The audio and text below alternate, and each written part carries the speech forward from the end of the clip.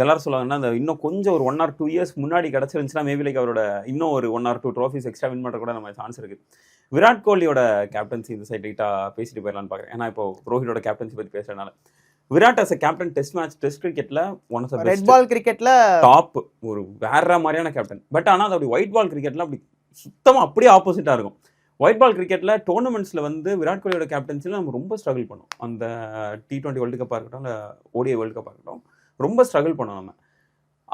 Maybe like அந்த டைம்ல ரோஹிட்டுக்கு ஒரு வாய்ப்பு கொடுத்துருந்தாங்கன்னா இது at the end of the day ஒரு இஃப்ஸ் ஆர் பட்ஸ் தான். பட் ஆனால் ஒருவேளை வின் பண்ணியிருப்போமோ அப்படின்ற மாதிரியான ஒரு இது இருக்கு. ஏன்னா ரோஹித் ஒரு கேப்டனா ப்ரூவன் கேப்டன். அதுக்கு முன்னாடி விராட் கோலிக்கு கேப்டன்ஷிப் கொடுக்கறதுக்கு முன்னாடியே ரோஹித் ஒரு ஒயிட் பால் கிரிக்கெட்ல ப்ரூவன் கேப்டன்.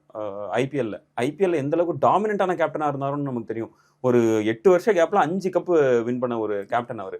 அப்படின்னும் பொழுது மேபி லைக் அந்த 2018-2019 விராட் கோலிக்கு அந்த கேப்டன்சி ஷிஃப்ட் ஆகுற டைம்ல ரோஹிட்ட ஒரு கன்சிடரேஷன்ல வச்சிருந்திருந்தாங்கன்னா மேபி லைக் இல்ல அந்த வகையில வந்து அவருக்கான நேரங்கிறது வந்து ரோஹித் சர்மாக்கான நேரங்கிறது வந்து ஆஃப்டர் ஜெய்ஷா வந்ததுக்கு அப்புறம் தான் எனக்கு தோணுது.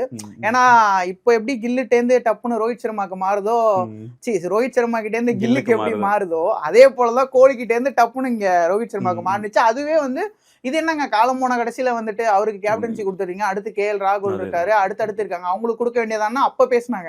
இன்னைக்கு எப்படி வந்து கில்லுக்கு இது வரும்போது ரோஹித் சர்மா ஃபேன்ஸ் எல்லாம் வந்து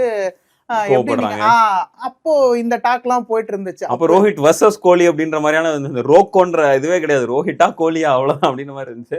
இவங்களை சேர்த்து வச்சதுக்கு வேணா BCCI வந்து நம்ம பாராட்டலாம்.